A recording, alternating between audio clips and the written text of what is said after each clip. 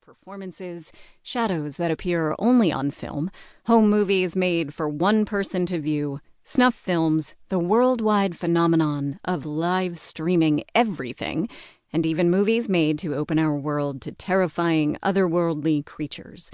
Some of these stories examine the rich arcana and artifacts of movie lore. Some create new ones. A seemingly innocent domestic drama made in Hong Kong has a startling effect on its viewers.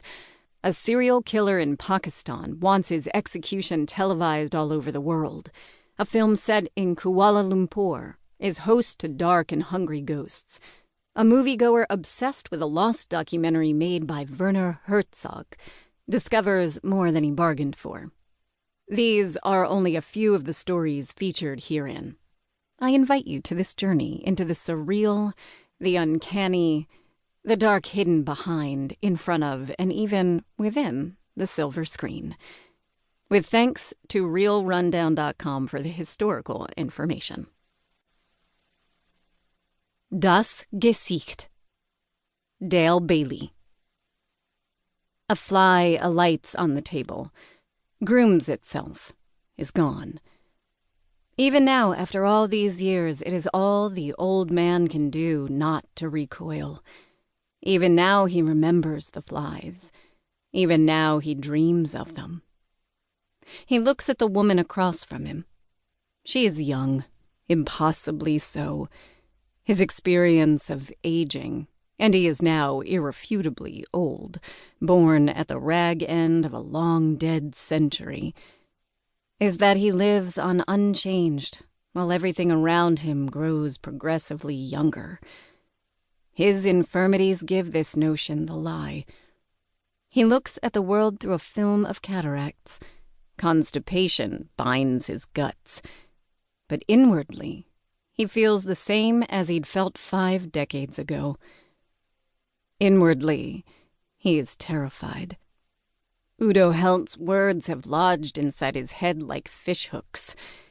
Peel back the surface of the world, and it's all butchery, isn't it? Everything.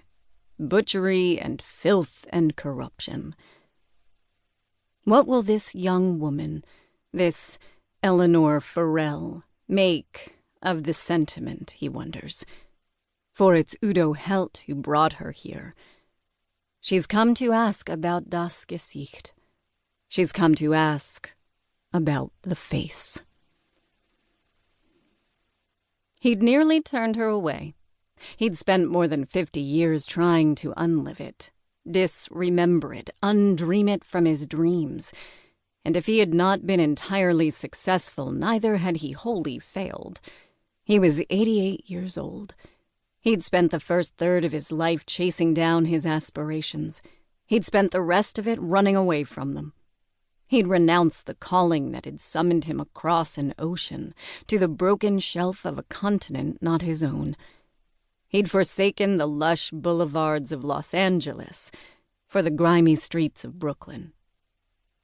He'd abandoned the woman he'd loved. No, he did not want to think of Udo Helt. He did not want to think of Das Gesicht. "The film is lost," he told her when she called. "It was never released. Why should it interest you?" "It may not have been released, but it was screened. I've tracked down nearly a dozen oblique allusions to it," she said. 3 or 4 diaries, a handful of letters and private collections. No one wanted to talk about what actually happened at the screening. But no one seemed to be able to forget it, either. "Please, Miss Farrell," she said. "Look, Mr. King, it's of historical interest, if nothing else. Lon Chaney was said to be there, James Whale, a handful of others. Pola Negri, Todd Browning. They were universally revolted by it. Chaney called it vile, Todd Browning blasphemous." "It was a long time ago. No one wants to hear those old stories." "I promise you, I'm not doing some Hollywood Babylon hack job," she'd told him. "You are chasing ghosts," he'd said. Even ghosts should have their say.